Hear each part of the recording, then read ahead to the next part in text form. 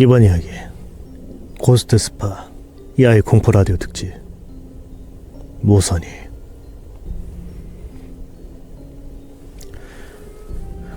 너희들 모선이라고 들어봤어? 그것이 내가 시작한 무서운 이야기의 첫 운이었다. 천둥이 치는 여름밤 자취방에 모인 이들의 놀거리로는 무서운 이야기가 제격이다. 귀신 이야기를 하면 귀신이 온다 라는 말도 있지만 건장한 20대 청춘에게는 공연불이었다. 촛불을 밝히고 각자 무서운 이야기를 끝마쳤지만 생각보다 무섭지 않았다. 그리고 분위기를 살린 마지막 기회가 나에게 돌아온 것이다. 그러는 건 처음 들어보는데? 맞아. 내가 무서운 이야기를 꽤 좋아하는데 모선이는 처음 들어. 내가 뗀 첫 운을 듣고 다들 무거운 표정으로 고개를 저었다. 그런 만도 해.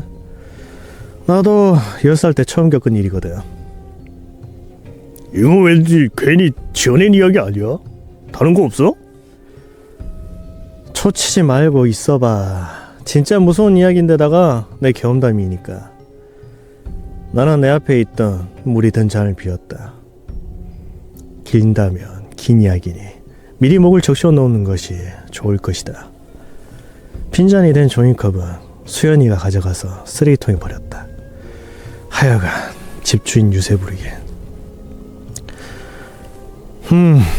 그러니까 내가 10살 때 초여름이었어. 해도 빨리 뜨고 매미도 새벽부터 울어 제껴서 안침잠 즐기기는 그런 시절이었지. 나는 대충 물로 세수를 마치고 식탁에 앉았다. 평소 같았으면 9시쯤 일어나서 시리얼로 아침을 때웠겠지만 오늘은 갈 곳이 있었다. 어제 산 잠자리채가 얼마나 성능이 좋은지 실험해 볼 이유도 있었고, 남들 기르는 사슴벌레를 나도 한번 길러보고 싶은 이유도 있었다. 10여 년 전에는 그 바닥이 꽤 촌구석이어서 자전거를 타고 10분만 나가도 비료 냄새가 가득했으니 조금만 더 나가면 사슴벌레 잡을 곳은 사방에 널렸었다. 시래기국에 밥을 말아먹는 순간에도 바깥 생각뿐이었고, 살금살금 나가다 붙잡혀서 이를 닦는 중에도 바깥 생각뿐이었다. 마침내 준비를 마치고 나는 의기양양하게 자전거에 올랐다.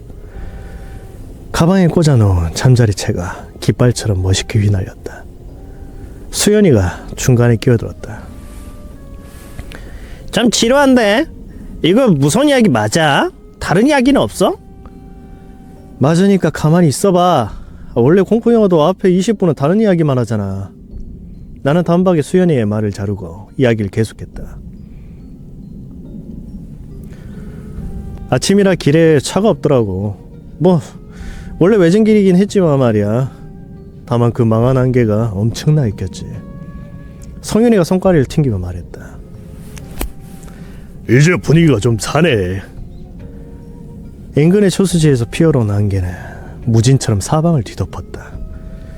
꽤 짙어서 정오가 돼야 사라질 것 같았다. 나는 무서워서 핸들에 달린 라이트를 켰다. 싸구려 중국제 라이트는 고작 내 앞길을 밝히는 게 전부였다. 안개의 선의 습기들이 빠르게 내 몸에 달라붙었다. 춥진 않았지만 살갗은 닭처럼 돋아났다. 집에 돌아갈 때쯤 되면 햇살을 원망하겠지만 지금만큼은 해가 좀 더 강렬했으면 좋겠다. 목적지인 산에는 가까워졌지만 안개는 사라질 생각 따위는 없어 보였다. 산기슭에 도착해서 자전거를 메워놓았다. 등 뒤로는 논밭을 뒤덮고 있는 안개의 파도가 보였다. 안개를 뒤로 하고 산줄기를 타고 올라갔지만 잠자리는 고사하고 사슴벌레 역시 한 마리도 보이지 않았다. 점점 산을 타고 올라갔지만 오히려 안개는 짙어만질 뿐 상황은 바뀌지 않았다. 나는 그때쯤 깨달았다. 매미 울음소리조차 들리지 않는다는 사실을. 등줄기에서는 식은땀이 흘렀다. 이른 아침부터 울어제낀 매미가 왜 울지 않는 걸까? 무언가 잘못됐다. 무언가 잘못 돌아가고 있다. 나가야 한다. 나는 어제 산 잠자리채도 내던지고 산길을 뛰어내려왔다. 발목을 접질 뻔했지만 속도를 줄일 수는 없었다. 다행히도 자전거는 내가 받쳐둔 곳에 그대로 있었다. 자물쇠의 비밀번호를 맞추는 손이 달달 떨렸다. 자꾸 번호키 하나가 중간에 걸려서 빠지려고 하지 않았다. 미치는 줄 알았다. 살면서 자전거로 그런 속도를 낸 적은 처음이었다. 한 치 앞이 안 보이는 안개 속이었지만 나는 곡선길에서도 속도를 줄이지 않았다. 안개 속에서 차가 튀어나왔다면 분명 사고가 났겠지만 어쩐지 차가 나타나지 않을 것만 같았다. 그리고 내 직감은 맞아떨어졌다. 1시간은 달렸지만 나는 아직도 안개 속이었다. 허벅지는 저리고 입은 타들어갔다. 습기가 가득 찬 안개 속에서 땀은 식지도 못하고 계속 펑펑 쏟아져 나왔다. 초여름의 더위는 내 목을 졸라왔지만 여전히 온몸에는 소름이 돋아 있었다. 그때 저 멀리서 팔각정이 보였다. 흔히 논밭에서 볼 수 있는 시설물이지만 나는 1시간 지나서야 본 것이다. 더 달릴 재간도 없었다. 귀신이 날 잡아가더라도 숨이라도 돌릴 생각으로 팔각정에 멈춰섰다. 계단을 타고 2층으로 올라가자 옛날 한복을 걸친 사람이 막걸리를 기울이고 있었다. 학생은 이런 곳에 처음 오는가? 그는 아무런 감정도 없이 말했다.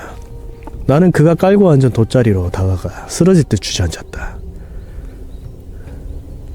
학생은 어찌도 이리 깊이 왔는가? 누구세요? 그는 양은 그릇에 담긴 막걸리를 들이켰다. 그리고 나서는 나를 바라보고 말했다. 그러는 학생은 누구인데 이 깊은 곳까지 왔는가? 나는 그 사람이 모든 걸 알고 있다는 생각이 들었다. 눈물이 새어나왔다. 흑흑거리고 있으려니 그는 다가와서 말리었다. 이제 이 막걸리를 마시게. 한복을 걸친 이는 나에게 막걸리가 담긴 야한 그릇을 건네었다. 나는 그것을 받아들였다. 막걸리의 색은 오묘하게 흔들리는 불빛과도 같았다. 내 시선을 옮기기가 어려울 정도로 아름다웠다. 내 야한 그릇을 입에 대자 냉장고에서 갓 꺼낸 것 같은 차가움이 입술에 맴돌았다. 바깥에 있던 그릇 같지가 않았다. 나는 왠지 모를 위화감에 다시 입술을 떼고 물었다. 그런데 선생님은 누구세요? 아무 답변도 들리지 않아서 나는 고개를 들고 그 사람을 바라보았다. 아까까지만 해도 인자한 웃음을 짓고 있던 한복 입은 아저씨는 없었다. 흰자도 없이 검게 타버린 두 눈으로 나를 바라보며 입꼬리가 귀에 닿을 듯 웃고 있는 귀신이었다. 나는 깜짝 놀라서 들고 있던 야한 그릇을 바닥에 던져버렸다. 그러자 그 귀신은 여자도 남자도 아닌 목소리로 말하고 있다. 입에서는 서리가 계속 흘러나왔다. 마셔, 마셔, 마셔, 마셔. 그 두 눈이 날 바라보고 있다. 목은 점차 길어지고 창백한 얼굴은 나에게 다가왔다. 점점 다가온다. 완전히 미쳐버릴 것 같았다. 실상한 사람처럼 웃음이 나왔다.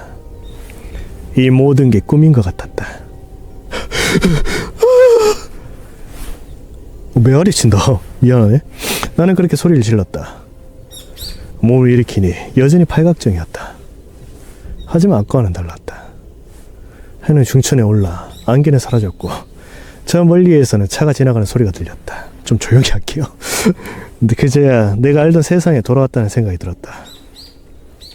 나는 뒤도 안 돌아보고 자전거를 타고 집으로 돌아왔다.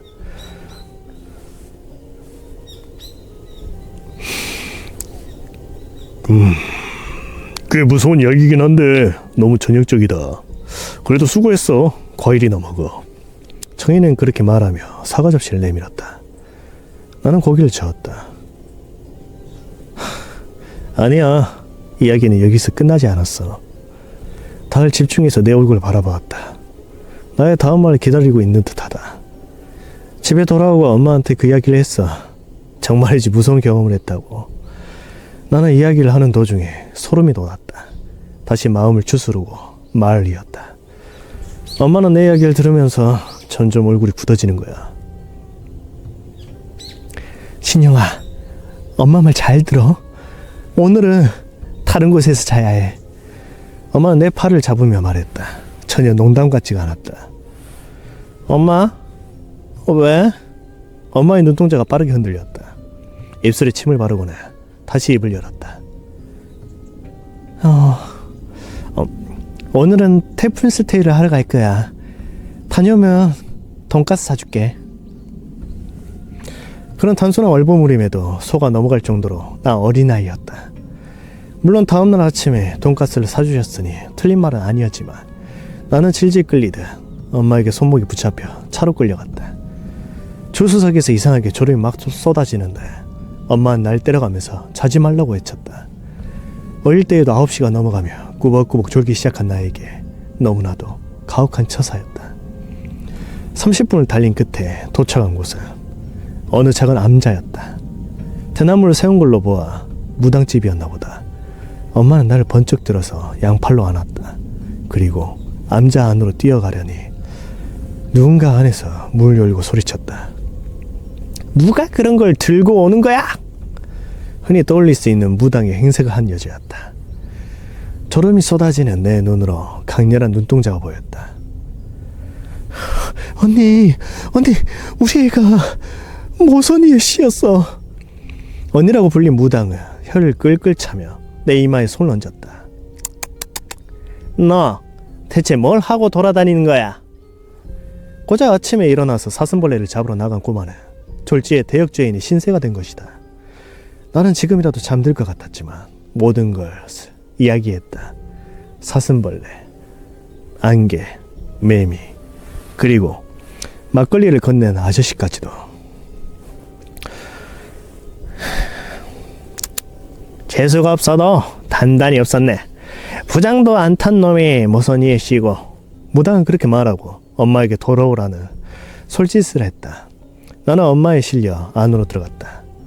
암자 안에는 무섭게 생긴 그림과 과일들로 가득 차 있었다. 어디서나 흔히 볼 수 있는 무당집이었다.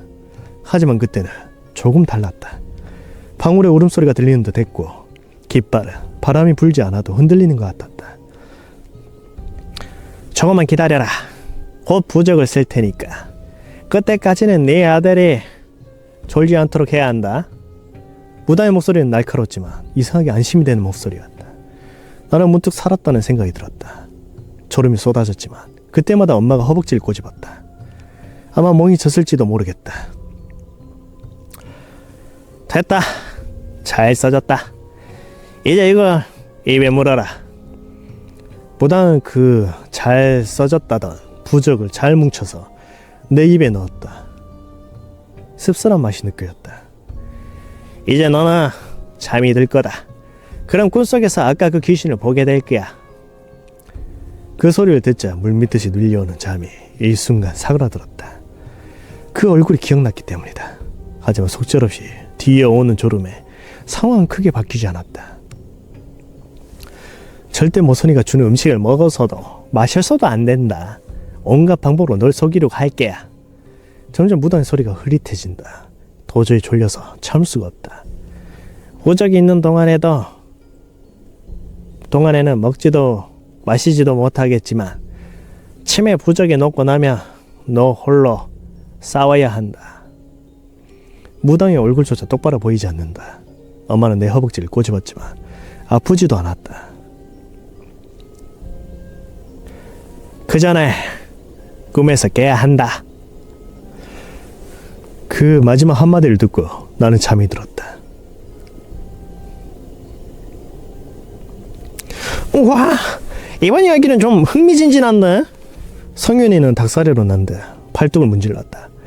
다들 비슷한 반응을 보였다. 이만하면 무서운 이야기 1등은 네가 받겠네? 정윤이 익숙하지도 않은 너스레를 떨었다. 나는 당연하다는 듯 대답했다.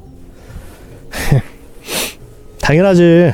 어디 인터넷에서 본 거랑 내가 직접 겪은 실화랑 같냐? 한참을 이야기하고 나니 목이 타들어가는 것 같았다. 물컵에 있던 물은 아까 마셔버려서 없었다. 주변을 둘러보니 성윤이 허벅지 옆에 물병이 있었다. 성윤아, 거기 물병 좀 줘봐. 후반전 시작하기 전에 목 좀 축이자. 여기 있어. 받아. 성윤이는 나에게 물병을 건넸다. 물병이라고 해봐야 1.5리터짜리 페트병이었다. 이미 각자 무서운 이야기를 풀어놓은 동안 몇 모금씩을 마신 것인지 얼마 남지도 않았다. 아무튼 말이야, 나는 엄청나게 당황했어. 세상에 6살짜리 꼬맹이가 그런 일에 휘말릴 거라고 생각이나 했겠어? 그래서 그 뒤는 어떻게 됐어? 정연이의 다그침에 나는 검지를 들어보이며 대답했다. 그 뒤? 잠깐만, 입도 못 댔어. 주말 드라마처럼 중요한 순간에 일부러 이야기를 끊었더니 친구들의 얼굴에는 기대가 가득 찼다. 목을 학처럼 내민 친구들을 애태우는 것은 은근히 즐거운 것이다. 좋은 취미는 아니지만 나는 천장을 향해 입을 쩍 벌렸다. 그리고 입술이 닿지 않도록 페트병을 천천히 기울였다. 그리고 그 물은 내 입에 투명한 유리창이라도 닫혀있는 듯 튕겨나와 내 목을 따라 흘렀다. 그들의 시선이 느껴졌다.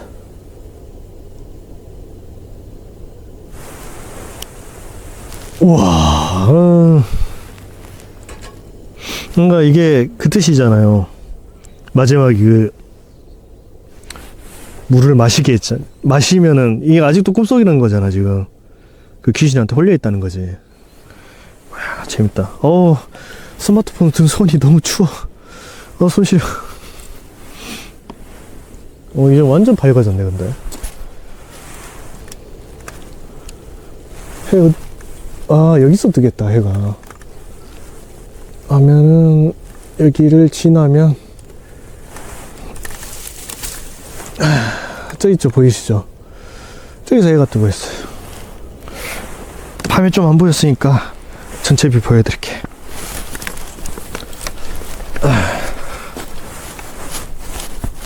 어이구, 조심.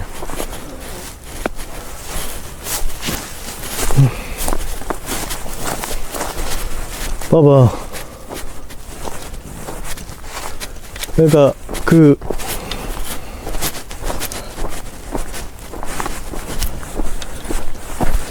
딱 여기잖아. 거기에 나온 데가. 근데 봐요. 이거 매달아놨다니까, 요거를. 응? 이것 때문에 시끄럽네. 여기가 살목지입니다.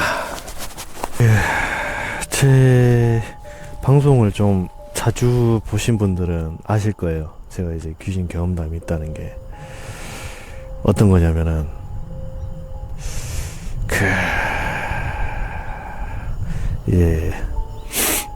그때가 2004년일 거예요. 아마 2004년 2003년? 2004년? 아무튼 그때쯤인데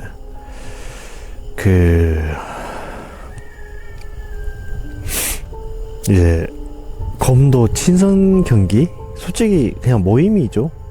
모임인데 이제 대련도 좀 하고 그런 자리가 있어요.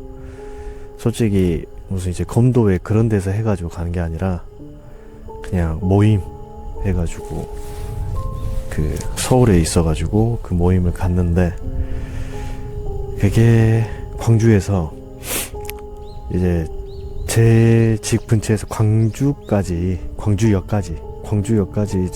걸어가는데 한 3-40분 정도 걸려요. 걸어가게 되면 3-40분 정도 걸리는데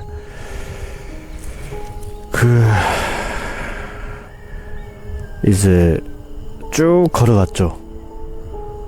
제가 몇 시 차를 타야 됐었냐면 새벽 4시 새벽 4시 무궁화호를 탔어야 되는데 이제 새벽 한 3시 한 10분쯤 해가지고 준비해서 갔어요. 3시 10분 정도 하고 엘리베이터 타고 내려가고 이제 가고 그 다음에 이제 걸어가고 있는데 근처에 지금은 N땡 백화점이고 그때는 현땡 백화점이에요. 그때는 현땡 백화점이었는데 그 현땡 백화점을 걸어가면서 이제 그쪽 거리가 지금 되게 밝아졌는데 옛날에는 그 거리가 가로등이 거의 없었어요. 되게 어두웠단 말이야.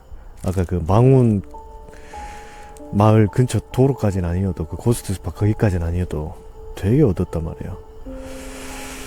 그래가지고 걸어가고 있는데 현땡 백화점 잘못 이해했어요. 현땡 백화점 걸어가다가 쇼윈도우 쪽을 봤는데 마네킹이 한 4개 정도 서 있었어요. 그게 그래갖고 와 되게 무섭다. 무슨 완전 그 공포 게임 같다 그런 식으로 해가지고 보고 걸어가고 있는데 쇼윈도우 마네킹 너머 쪽 안쪽이 보여요. 안쪽이 보이는데 그 너머에 검은색 실루엣이 보이는 거예요. 어떤 실루엣이냐면은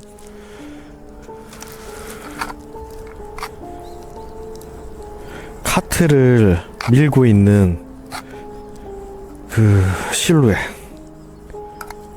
보이는 거예요. 검은색.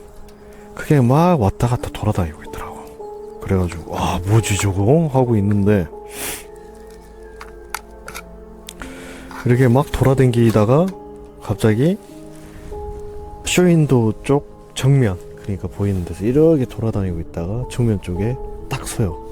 서다가 고개를 살살살살살살살살 돌리더라고. 눈이 마주칠 뻔 하다가 제가 고개를 확 돌려버렸어. 눈을 안 마주치려고 확 돌려버렸는데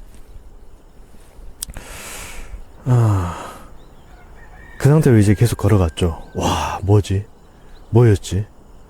눈 맞췄으면 어떻게 됐을까? 아이 생각하지만 내가 잘못 봤나 보지 하면서 걸어가고 있었어요. 광주역 쪽으로 계속 걸어가고 있었는데 갑자기 뒤에서 한 100m 정도 될 거예요. 한 50m, 100m? 50m, 100m 쪽인가? 아무튼 좀 멀리 들려요. 뒤에서 챙챙챙챙챙챙챙챙 하는 카트 끄는 소리가 들리더라고. 온몸이 쭉 뺐어더라고요 진짜 그때. 챙챙챙챙 하고 따라오는 소리가 들리니까 어느 정도였냐면 이게 턱이 있으면은 챙챙 탕타당 챙챙챙 이런 소리가 들려요. 아니 턱도 이게 떨어진다가 이제 굴러가는 소리, 카트 굴러가는 소리가 들리는데 와 너무 무서워가지고 목검을 등에 쥐었어요. 이렇게 쥐고 갔어. 이렇게 쥐고 가가지고 그때 이제 목검이랑 죽도를 이렇게 목검집에 넣어가지고 예, 차고 있었거든. 이렇게 차고 있었는데 잡고 갔어요. 잡고 갔는데 이제 왜 잡고 갔냐면 이거라도 휘둘러야겠다. 이제 만나게 되면은 하면서 이런 식으로 하고 걸어가고 있었어. 그러니까 계속 교착 상태로 이렇게 가고 있었죠. 뒤는 절대 못 돌아보겠더라고. 너무 무서워가지고. 그래가지고 가고 있는데 이게 챙챙챙챙 소리가 갑자기 쌩한 소리 있잖아요. 그 카트 세게 밀는 소리. 그 소리가 갑자기 확 나면서 오더라고요. 그래가지고 너무 무서워가지고 그 상태로 그냥 굳어버렸어요. 제가 갑자기 뛰어오는 소리가 들리니까 굳어가지고 이 상태로 굳어버렸어. 못 걷겠더라고요. 그때 느낌이 정말 사람이 무서워지면은 온몸이 차가워지고 굳어버리고 그 피가 다 빠져나가는 느낌? 그 느낌이 등에서 확 나더라고. 쌩 해갖고 거의 저랑 만날 때쯤에 차가 한 대가 멀리서 싹 지나갔어. 좀 빨리 지나갔어요. 싹 지나가더라고. 그래가지고 온몸이 갑자기 딱 풀리는 거예요. 왜냐하면은 그때 안도감이 들었던 것 같아요. 그 택시가 지나가니까 택시였던 것 같아 내 생각에. 택시가 확 지나가더라고요. 차인가? 기억이 좀 뚜렷하지가 않네요. 확 지나가니까 그때 그냥 불이 나게 뛰어갔어요. 그냥 확 뛰어가가지고 진짜 멀리서 쌩 소리가 그래도 멀어지더라고요. 확 뛰어버리니까 제가 온몸이 갑자기 팍 풀려가지고 뛰어가니까 이제 횡단보도 뭐 저 신호등이 있는 거 있어요. 막 그 5차선 막 6차선이 있단 말이에요. 그 차선이 아니라 그 로타리가 있어요. 교차로가 있는데 거기도 그냥 신호 무시하고 그냥 뛰어갔어요. 너무 무서워가지고 빨간불인데도 차가 그렇게 많이 지나가진 않았어요. 그때가 이제 금요일에서 토요일 지나가는 주말 때였거든요. 그러니까 새벽이니까 토요일이지. 새벽이니까 토요일이었는데 지나가는데 해서 광주역까지 확 가는데 거의 몇 분도 안 걸렸어요. 정말 제가 그때 최고의 속도를 낸 것 같아. 뛰어가는 게 최고의 속도를 내서 뛰어갔는데 와, 이제 불 꺼도 되겠지. 너무 밝다. 뛰어갔는데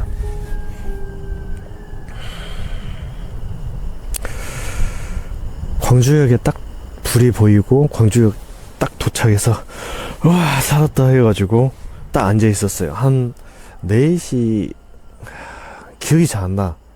49분인가? 아무튼 4시 40 몇 분이었어요. 50분은 아니었던 것 같아.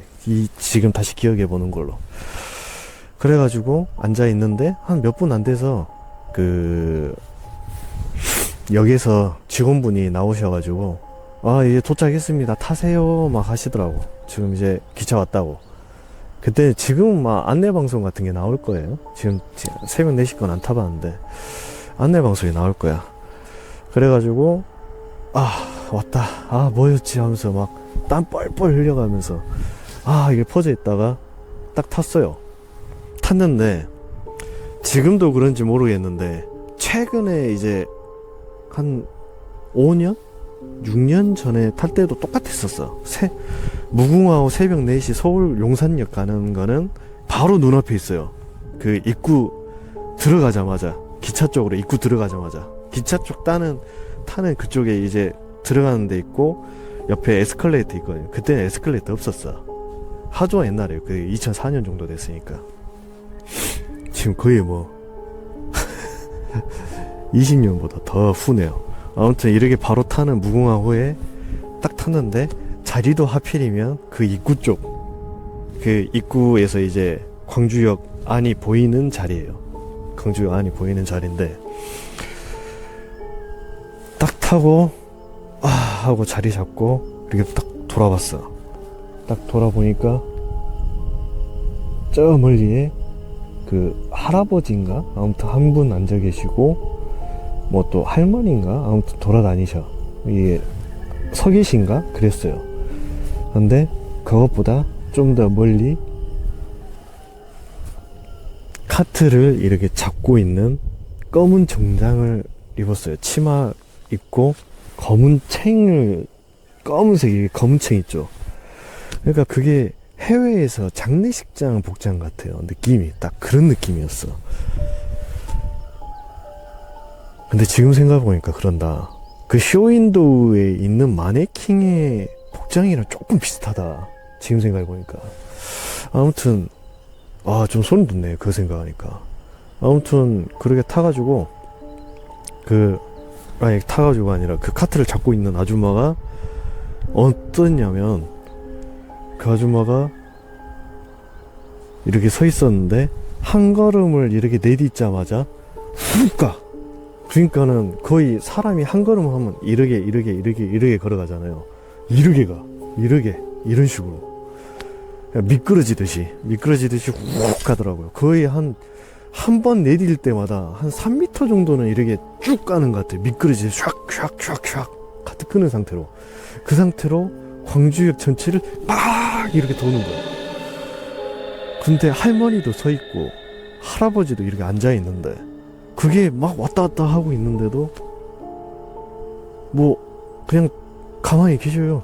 그냥 자기 안 보인다듯이 막 날 찾듯이 이렇게 돌아다니고 있어.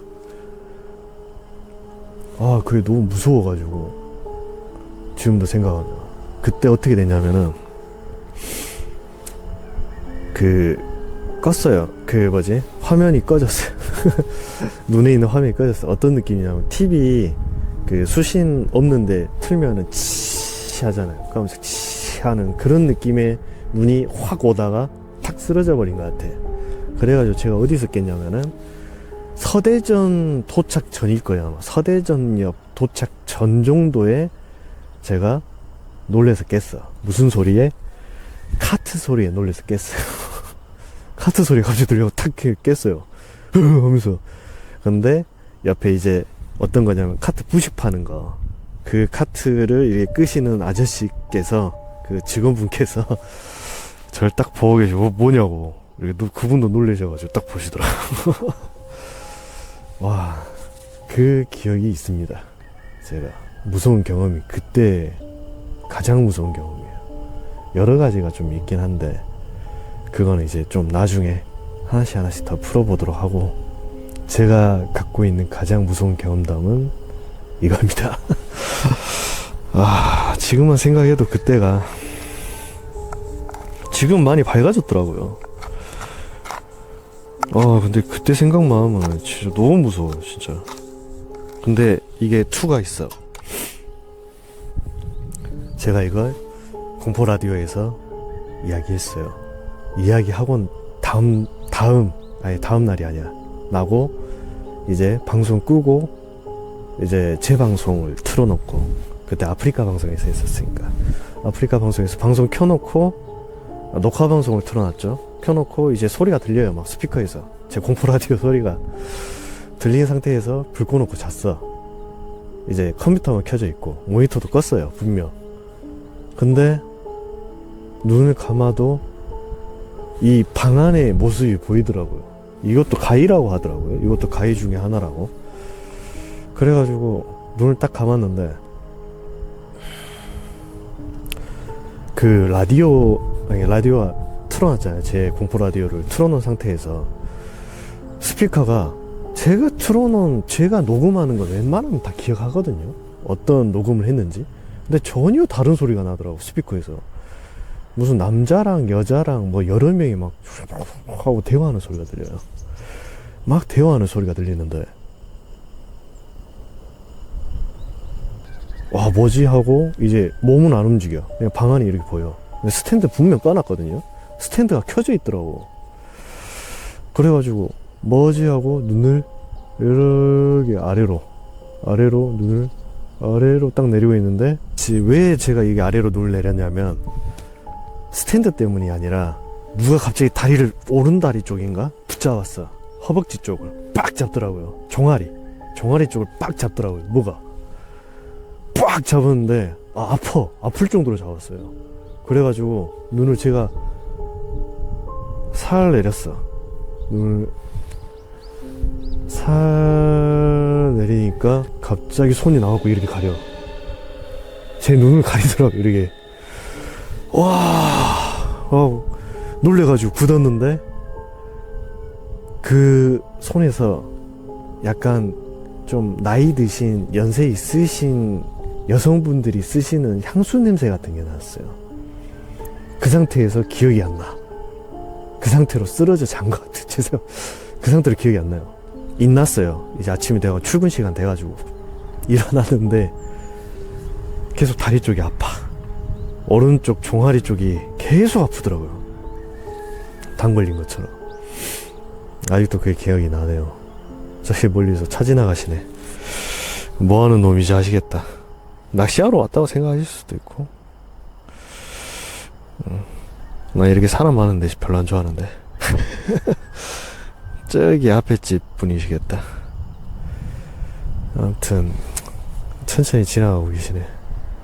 빨리 지나가세요. 창피하니까. 아무튼 그런 기억이 있습니다. 이번 이야기 공포 라디오 야외방송 특집 공포 실화 성부도.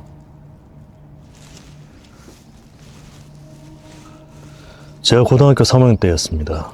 인문계 고등학교를 다녔지만 공부를 포기했던 저는 직업학교를 가기로 했고 대부도에 있는 직업학교로 가게 되었습니다. 다니셨던 분들은 아실 거예요. 일요일에 기숙사에 들어가서 금요일 오후에 집으로 갈 수 있습니다. 먼저 그곳에는 작은 민가가 달랑 2채가 있었고요. 작은 구멍가게조차도 없는 곳입니다. 단순히 앞에는 바닷가가 보이고 뒤에는 산만 보이는 형태였죠. 학교 안에는 기숙사가 있었는데요. 지하층 포함 총 5층짜리 건물이었고 지하는 여자들이, 나머지는 남자들이 차지하고 있었습니다. 제가 생활했던 곳은 4층으로 전작과 공부하는 분들은 모두 4층에 모여 있었어요. 그때 당시에는 핸드폰이 아닌 삐삐가 통신수단이었고 공중전화를 쓰려면 줄을 서서 기다려야 하는 시절이었죠. 영화에서도 선부도라는 영화? 옛날에 만든 작품도 있죠. 내용은 예전 일제시대 깡패나 정치범, 선교사, 목사 등 많은 죄수들을 가두는 곳이었는데 그것은 수용 인원이 2,000명이 넘었으며 양식은 그 섬 안에서 모든 걸 재배하며 먹었다죠. 어쩌다가 수용소 직원들의 식사로 쓰일 식량만이 배를 이용해서 왔다는 그 선부도는 일본인들 사이에서도 악명이 높았다고 합니다. 고문과 사형으로 말이죠. 지금 선부도에 있는 경기도림 직업전문학교가 본 이름입니다. 지하 1층은 여학생들의 기숙사인데 그 아래로 또 지하가 존재합니다. 내려가는 문은 건장한 청년의 팔뚝 많은 쇠사슬과 철문으로 막혀 있었고요. 그 학교는 제가 다닐 적 제가 3기였습니다. 그래서 그곳을 아는 사람도 드물었죠. 그 수용소가 세상에 알려지게 된 거, 한 선교사가 가까스로 탈출에 성공했고 밖으로 나와보니 일제시대가 훨씬 지난 시대였다는 거죠. 그래서 세상에 알려지면서 지금의 대부도가 형성이 된 겁니다. 이제부터 저의 경험담을 들려드리겠습니다. 기숙사는 중앙에 계단이 있고 중앙 계단 바로 양옆으로 화장실이 있으며 화장실 맞은편에는 바둑이나 TV를 보는 휴게실이 있었습니다. 하루 일과를 마치면 군대와 동일하게 점호, 청소도 하고 취침 점호도 받았던 점호가 끝나면 화장실에 모여 담배를 피웠습니다. 화장실은 문을 열고 들어가면 반대쪽에 창문이 보이고 문 바로 옆 좌측으로 소변기가 4개, 우측엔 3면대, 그리고 양옆 그곳들 뒤로는 대변기가 있었는데요. 우측에는 3개, 좌측에는 2개가 있었습니다. 대략 모습은 이러합니다. 그날도 어김없이 정모가 끝나자마자 20명 이상이 모여서 화장실로 들어갔습니다. 화장실이 좁은 관계로 문을 다 열고 중앙과 세면대 등에서 수다를 떨며 담배를 피우더라도 바닥과 대변기 칸의 높이가 조금 커서 사람의 발이 정확하게 보이거든요. 이런 식으로 말이죠. 사감이 떴다는 소리에 모두들 담배를 비벼 끄고 밖으로 나갔는데요. 저와 제 친구 2명은 남아서 담배를 피기로 하고 화장실 중간에 있는 칸으로 셋이서 들어갔습니다. 물론 모두 다 화장실을 나간 상태이고 중간 칸으로 들어오기 전 화장실 문들이 모두 열려있는 걸 확인하고 들어왔습니다. 갑자기 화장실 문이 열렸고 사감이 화장실을 둘러보는 것 같더니 밖으로 다시 나가는 소리가 들리더군요. 저희는 재빨리 담배 한 대를 더 피우자며 밖으로 나왔는데 마지막 칸 문이 닫혀 있는 겁니다. 그래서 누가 있나 보려고 문 안을 봤는데 아무것도 안 보이더라고요. 그런데 갑자기 그 칸에서 물 내리는 소리가 들리더군요. 순간 등골이 오싹했습니다. 문을 밀어보았으나 잠겨 있었고 갑자기 뒤에서 지켜보던 친구 한 명이 소리를 내며 식은땀을 흘리며 눈이 풀린 듯 보였습니다. 왜 그러냐며 물어봤으나 대답도 미동도 없었고 안 되겠다 싶어서 제가 위에서 내려다보려고 문을 잡고 올라갔습니다. 역시나 안에는 아무도 없었고 다시 한번 물이 내려갔습니다. 저는 놀라서 다시 내려와 멍하니 문을 쳐다보고 있었는데 이번엔 문이 스르륵 하고 열리는 겁니다. 어떻게 아무도 없는 칸이 문이 잠겼다가 물이 내려갔다가 다시 문이 열린 걸까요? 역시 나간 친구는 먼저 형들이 있는 방으로 데려다 줬고 형들에게 자초지종을 설명했으나 누가 믿겠나요? 아무튼 저와 친구 1명 그리고 형 3명과 함께 사감에게 말하러 갔습니다. 사감은 거짓말하지 말라며 호통만 치고 형들도 못 믿는 눈치였습니다. 그러자 사감은 나중에 기회가 되면 설명해 주겠다며 일단 올라가서 자라고 했습니다. 그 뒤로도 사감은 그 일에 대해 일체 말하지 않았지만 나중에 우연히 주민에게 한 이야기를 듣게 됩니다. 예전에 이곳은 수용소였으며 지금 생활관의 지하가 고문과 사형을 하던 곳이라고. 운동장 스탠드 중앙에 운동기구가 있는 곳은 실제 고문기구들이 가득하던 그런 곳이었다고 말이죠. 그리고 지금 제가 3기, 1기, 2기 사람들은 1000명이 이르는 인원에도 불구하고 졸업은 400명 정도밖에 하지 못했다는 거. 1기에 자살까지 했던 사람이 있었다고 합니다. 저 역시 생활하다 보니 귀신을 봤다는 사람들이 늘어났고 중간에 집으로 돌아간 사람들도 많았습니다. 총 850명 정도가 입학했었으나 졸업은 460명 정도였어요. 목격담으로는 5층 창문 밖에서 누군가 노크를 한다는 이야기, 지하 샤워실에서 아기의 울음소리가 들린다는 이야기, 지하 기숙사 거울에 보인다는 귀신 이야기, 그리고 생활관 뒤편에 위치한 높이 3m가 넘는 거대한 철문에서 일제시대 군인이 보인다는 이야기. 이 악물고 버텨 졸업을 하긴 했지만 제 고등학교 3학년 시절을 무섭게 보냈던 곳이었습니다. 지금도 그때 당시를 생각하며 어떻게 버텼나 모르겠습니다.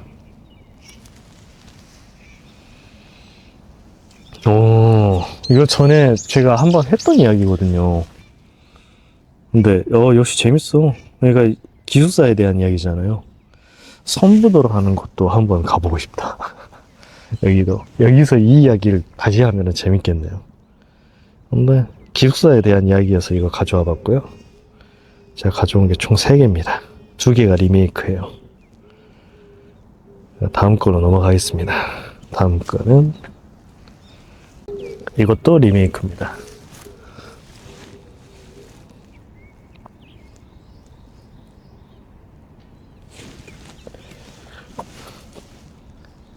이번 이야기 공포라디오 야외방송 특집 공포실화 리메이크 수도가에서 있었던 일.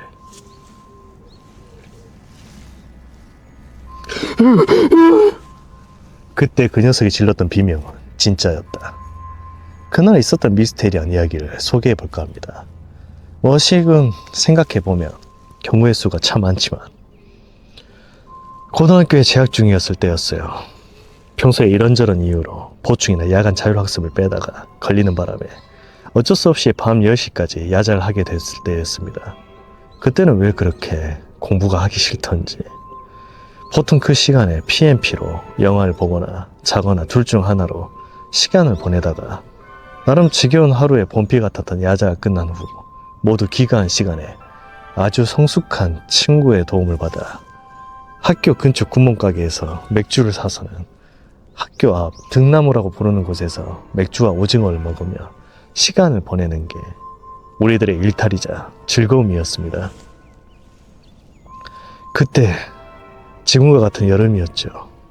그날도 밤에 3명이서 맥주를 캔째로 마시고 있었습니다. 밤 11시쯤 그 거리는 사람도 없어서 저희만의 장소였어요. 물론 그때야 어른들이 무섭지 않은 때라 신경도 안 썼지만요. 그러다가 한 놈이 치계가 조금 오르는지 야, 우리 여름인데 시원한 담력 체험 한번 하자 라고 말하며 저희들을 선동하기 시작했습니다.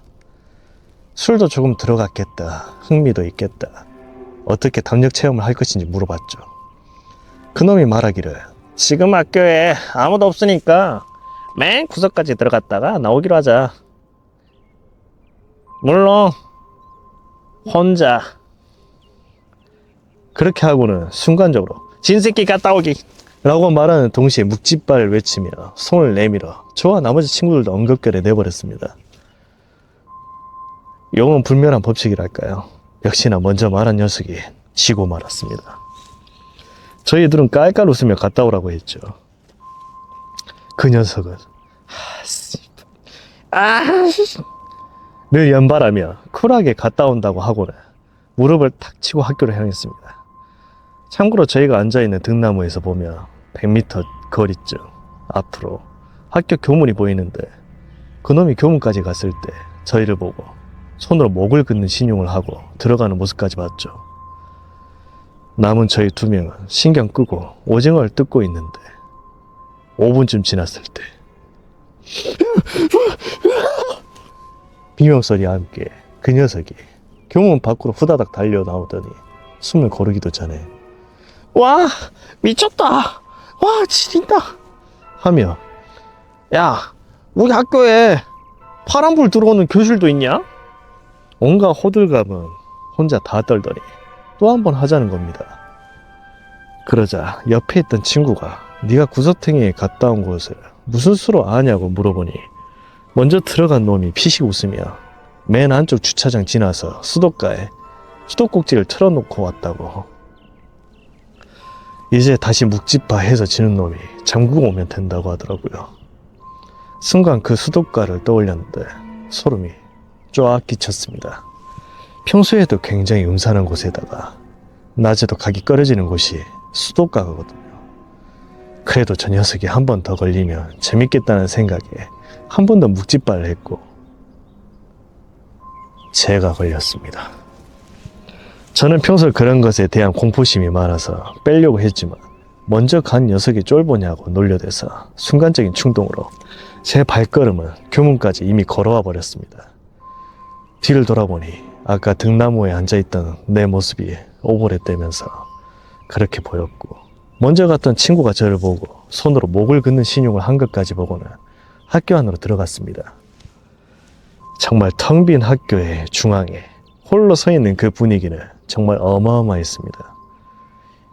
운동장을 가로질러 수도가로 가고 있는데 눈에 자꾸 밟히는 게 무엇이냐면 바로 빈 교실의 창문.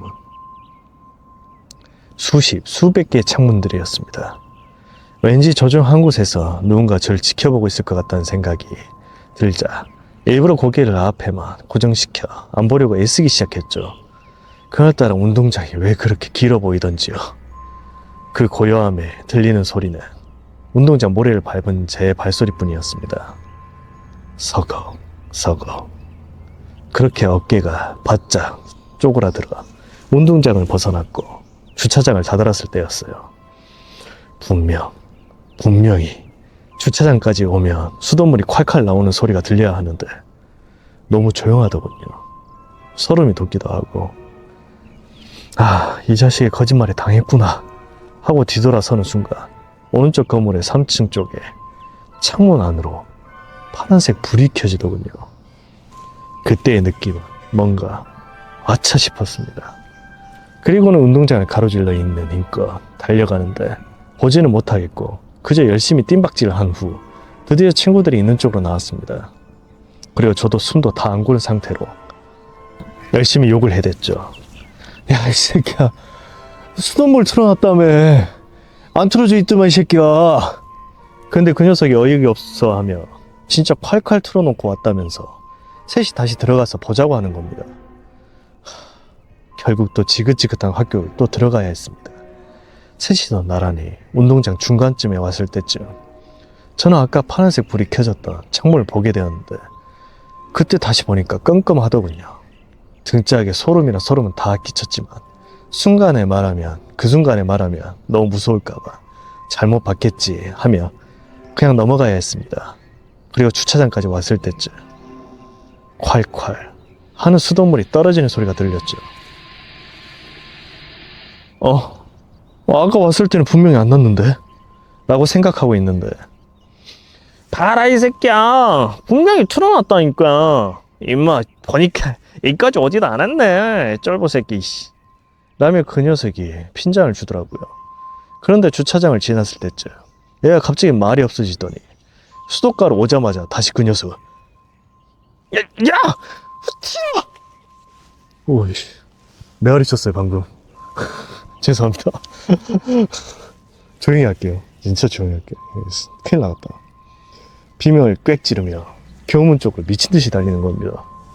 저랑 나머지 친구는 전마 저거 일부러 겁주려고 그러는 거라며 수도가를 거쳐 물이 콸콸 쏟아지고 있는 수도꼭지 5개를 모두 잠그고는 둘이서 걸어 나갔습니다.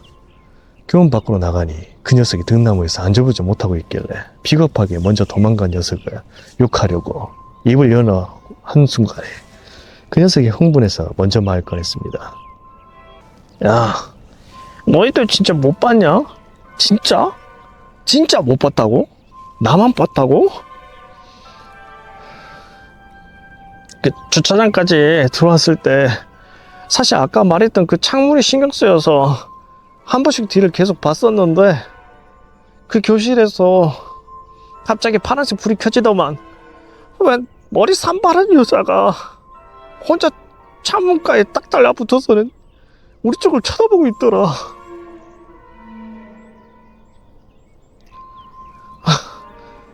그래, 이건 내가 잘못 봤다 치자. 그런데 그것 때문에 도망간 게 아니라 난 분명 수도가에 수도꼭지 한 개만 틀어놨다고.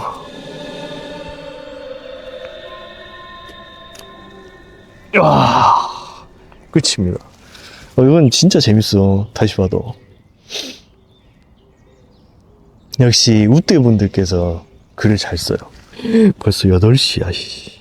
큰일 났다. 다음 거 빨리 시작하겠습니다.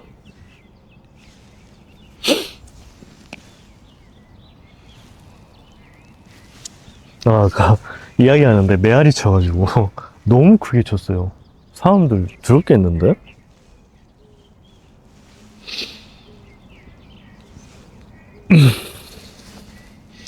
이번 이야기 공포 라디오 야외 방송 특집 공포 실화. 머리를 내미는 여자. 지금은 그래도 재개발이나 여러 유입 인원으로 꽤 살기 좋은 동네가 되었지만 예전에 우리 동네는 낙후되었던 만큼 여러 동네 괴담이 있는데 그중 머리를 내미는 여자에 대해 이야기하고자 한다. 동네에는 언덕에 자리 잡은 고등학교가 하나 있는데 이 고등학교는 후문과 정문 그리고 쪽문으로 총 3문이 존재한다. 쪽문의 경우 등교 시간에는 폐쇄하나 하교 시간에는 열어놓는다. 쪽문으로의 길은 현재 깔끔한 포장길과 새로운 주택이 들어와 분위기는 밝고 위험해 보지 않는 곳이나 과거 재개발이 시작되기 전 쪽문은 비어있는 집과 길이라고는 할 수 없는 비포장길, 심지어 낡은 폐가까지 있는 곳으로 낮에 가도 정말 무섭고 음침한 곳이었다. 그래서 그런지 하교 시간 쪽문의 길은 방황하는 아이들의 흡연 장소이자 탈선구역이었다.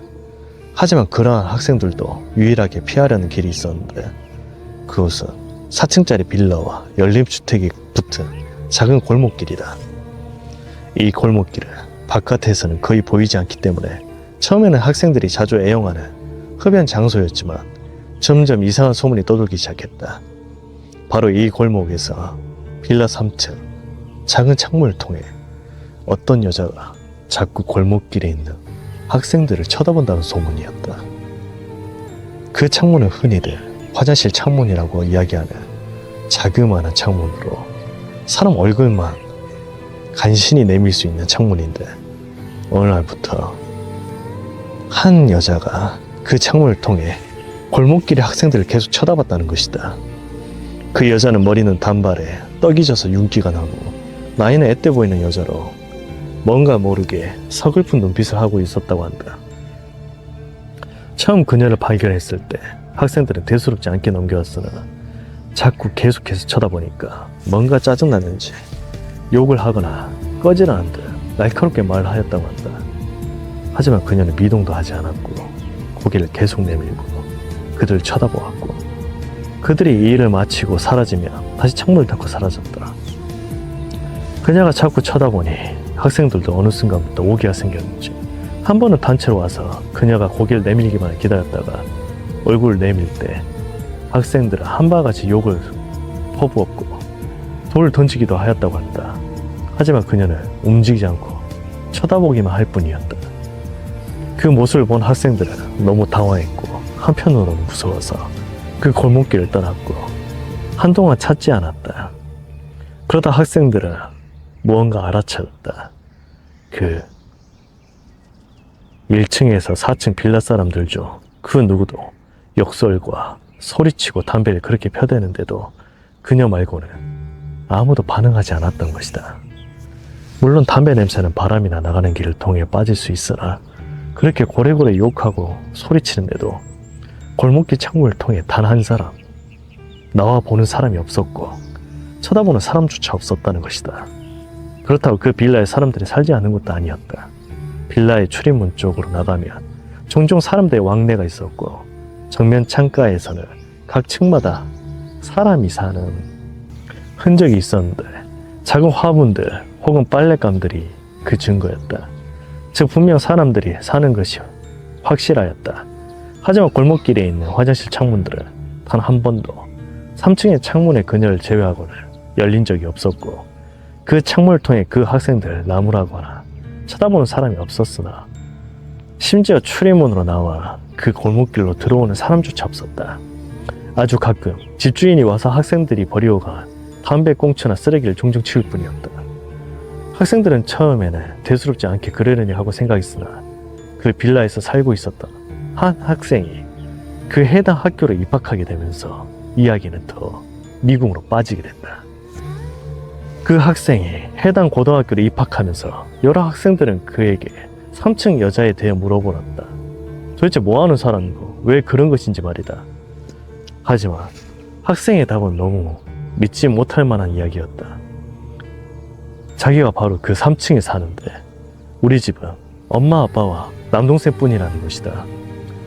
그리고 자신은 골목길을 가본 적이 없어 잘 모르겠으나 최소한 여기 3년간 살면서 젊은 여자는 단 한 번도 본 적이 없었다고 한다.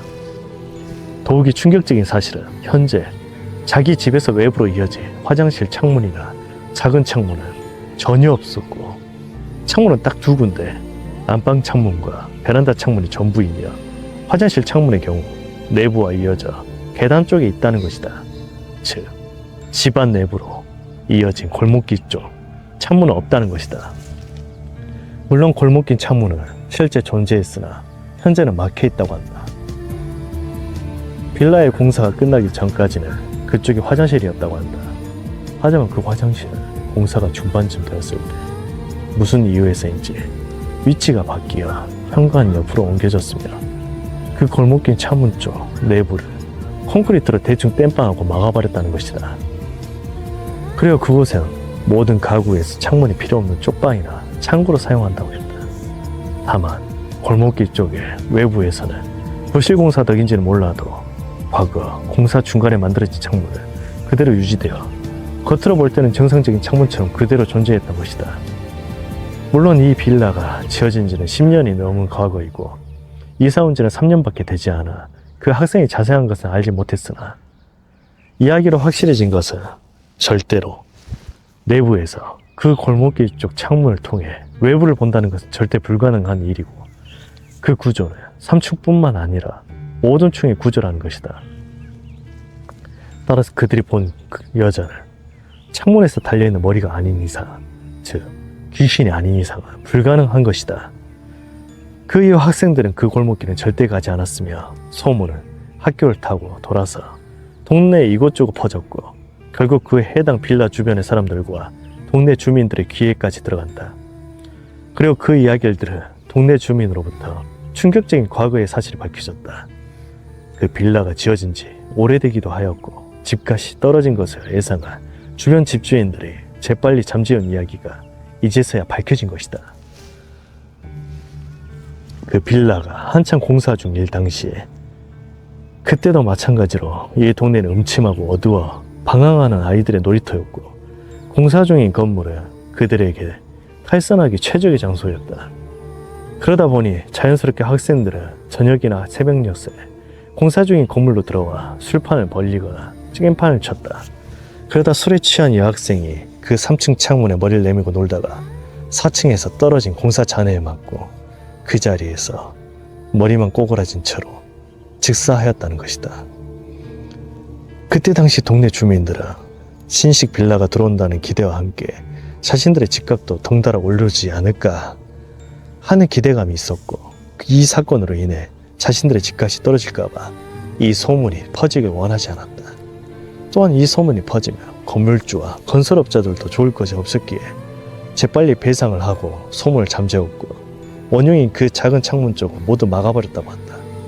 그러나 외부 쪽 창문을 그대로 유지하였는데 그것은 빌라 근처에 사는 무당의 제안이었다. 만약 외부 창문까지 막아버린다면 그 여자의 영혼은 창문 밖으로 나가지 못하고 집 안으로 들어오기 때문에 여기에 이사온 자들에게는 여러 악재가 겹칠 것이라고 한 것이었다.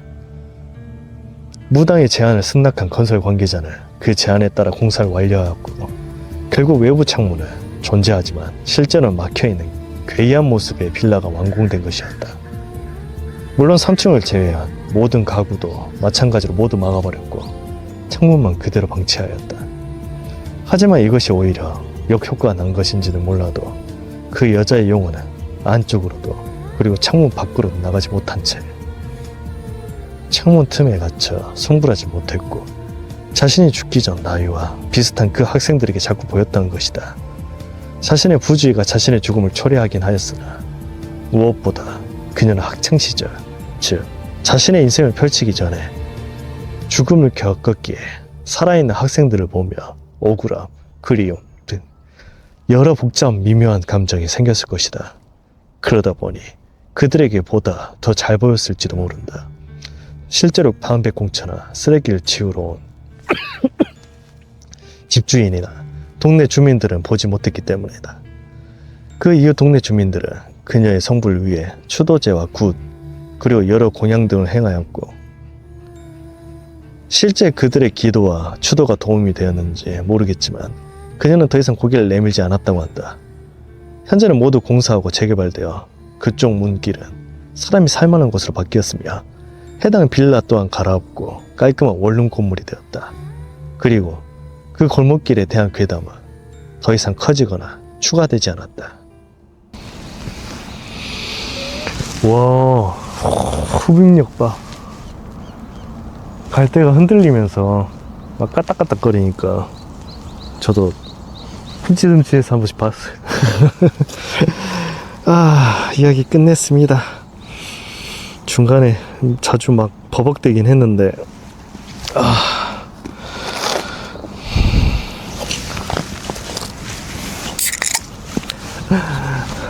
상황이 상황인지라 힘들게 산악하고 무서운 이야기 하는 거잖아요. 집안에서 그 맑은 정신과 좋은 컨디션으로 하는 게 아니다 보니까 한 번씩 버벅거림이 좀 있어요. 뭐 그냥 해도 버벅거림이 생길 수도 있는데, 한 번 더 충일려고 한번 봐보실래요? 충일려고 기숙사.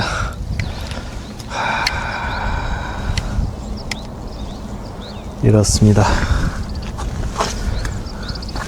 여기서 개구리 우는 소리가 들려요. 바로 근처에 개구리 우는 소리까지 들리거든요. 진짜 늪지대처럼 만들어진 것 같아. 그러면 쓰레기 주우는 시간으로 이제 차도 갔다 와야 되거든요. 차 갔다 오고 가볍게 챙겨서 다시 갔다 오도록 하겠습니다. 저쪽으로 와가지고 여기 한 바퀴 돌아야 돼. 저기 소각장도 가볼게요. 한 바퀴 쭉 돌면서 쓰레기만 줍고 후딱후딱 가겠습니다. 많이는 줍지 못할 것 같아요. 힘들어서. 그럼 조금 이따 봐요. 이번 이야기 공포라디오 아웃도어 특집 실화 2CH 이야기. 어느 종교시설의 지하. 이것은 17년 전 내가 고등학교 3학년 때 이야기입니다. 기억의 상당 부분을 잊어버렸기에 약간 남은 기억에 그간 남겨뒀던 메모를 읽으며 최대한 과장 없이 기억을 복원해봤습니다. 나의 고향은 꽤 시골이었습니다. 기억나기로는 농가산에 둘러싸여서 놀 곳이라 해봐야 오토바이를 타고 1시간은 걸려야 나오는 노래방 정도뿐이었습니다. 그런 벽촌에 1991년 어느 신흥 종교단체의 시설이 건립되었습니다. 건설 예정 단계부터 지역 주민들의 거센 반발이 부딪혔고 우리 부모님도 종종 반대 시위에 참여했다고 합니다. 시장과 현지사에게 탄원서를 제출하고 지역 언론에 호소해가며 투쟁을 이어갔지만 종교단체 측에서 어떤 조건을 내세우면서 계획은 강행되었다고 합니다. 그 조건에 관해서는 현지에서도 온갖 소문과 억측이 나돌았는데 아마 인구 감소로 인해 재정 적자에 시달리던 현의 거액을 기부했을 것이라는 게 공통된 추측이었습니다. 지자체가 돈에 눈이 멀어 주민들의 반대를 무시했다는 것이었죠. 종교시설은 우리가 사는 지하 가장자리에 지어졌습니다만 그 부지 면적은 도쿄도 2개에서 3개는 좋게 들어갈 정도로 어마어마하게 넓었습니다. 사는 사람도 없이 척박하게 버려진 땅이라 값이 쌌던 거겠죠. 그 시설은 내가 고등학교 2학년일 때쯤 완공되었습니다. 그 무렵부터 이미 부모님이나 학교 선생님들은 저기 가까이 가지 마라 던가 그쪽 신자들이라 말 섞지 마 라고 주의를 주고 있었습니다. 시설이 완성된 후 나는 반 친구들과 함께 슬쩍 거기를 보러 간 적이 있습니다. 주변은 모두 높은 벽으로 둘러싸여 있고 정면에는 거대한 문이 있었습니다. 그리고 문 약쪽 위에는 마치 한야 같은 모습의 무서운 얼굴이 새겨져 있었습니다. 그걸 보고 친구놈들은 우와 저게 뭐야? 악마교가 틀림없어 악마교! 라고 신나게 떠들어댔고요. 그 때문에 얼마 지나지 않아 우리 학교에서는 그 종교를 악마교라던가 한야단체라는 괴상한 이름으로 부르게 되었습니다. 가끔 한가할 때면 호기심도 있고 심심풀이도 할 겸 그 주변을 자전거로 돌아보는 녀석들도 있었습니다. 하지만 기묘하게도 그럴 때마다 신자가 되었건 시설 관계자가 되었건 사람의 모습을 본 적은 한 번도 없었습니다. 그렇게 전혀 인기척도 없는 데다 딱히 문제가 일어나지도 않다 보니 건설 단계에서 시위까지 하며 반대했던 마을 사람들도 점차 그 시설에 대해 관심을 잃어갔습니다. 고등학교 3학년이 된 후 다들 그 시설에 관해 까먹어가고 있을 무렵이었습니다. 어느 날 같은 반 A가 야 저기 담력 시험하러 가볼까? 라고 말을 꺼냈습니다. A가 말하기에 우리 부모님이 그러던데 악마교 건물에 예쁜 여자가 드나든다더라. 매일 가게에 물건 사러 온다던데? 라는 것이었습니다. A네 집은 지역에서 그나마 가장 큰 슈퍼마켓을 운영하고 있었습니다. A의 말에 따르면 그 악마교 사람들이 매달 2-3만 원어치씩 쇼핑을 해가서 부모님이 무척 신나 있다는 것이었습니다. 엄마 아빠 말로는 거기 사람들 착하고 좋은 사람만 있대. 별로 무섭지도 않을 것 같은데 한번 가볼래? 나는 물론이고 다른 녀석들도 딱히 놀 곳도 없는 동네에서 하루하루 지루하게 시간만 때우고 있었으니 그 제안은 무척 흥미로운 것이었습니다.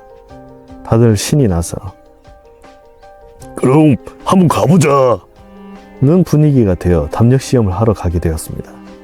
멤버는 나랑 같은 반이던 A, B, C, D 4명과 후배였던 E, F까지 남자만 7명이었습니다. 고등학교 3학년 때쯤 되면 몸도 다 크고 세상에 무서울 게 없습니다.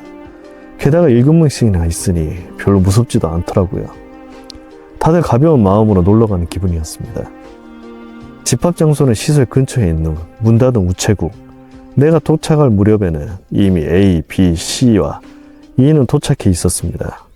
하지만 그로부터 30분이 지나도록 D와 F가 오질 않아 결국 우리는 5명이서 출발하게 되었습니다. 시설 근처에 자전거를 세우고 걸어서 문 앞으로 갑니다. 우와, 역시 한밤중에는 무섭네. 야, 랜턴 하나 더 갖고 오길 잘했다, 야.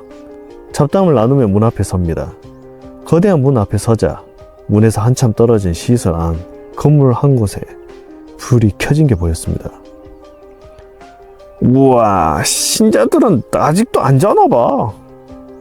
악마 소환하고 있는 거 아니냐? 다들 낄낄거리며 농담을 건네고 있는 와중에 C가 야, 근데 이거 이래서는 안에 못 들어가잖아. 라고 말했습니다. 그러자 A가 내가 다 알아놨지. 옆에 돌아가면 작은 문이 있어서 거기로 들어갈 수 있어. 라고 말합니다. 야, 그런 거 빨리 좀 말해라. 우리는 벽을 따라 코너를 돌아 걸어갔습니다. 얼마 지나지 않아 벽에 작은 문이 있는 것을 찾을 수 있었습니다. A가 손으로 문을 밀자 안으로 문이 열렸습니다. 사람 한 명 겨우 지나갈 정도 크기의 문으로 5명이 차례로 걸어 들어갔습니다. 그 후에 랜턴을 켰다 껐다 하면서 거무한 공터를 빙빙 돌았습니다. 야, 아무것도 없잖아. 건물 가까이 가면 위험할까?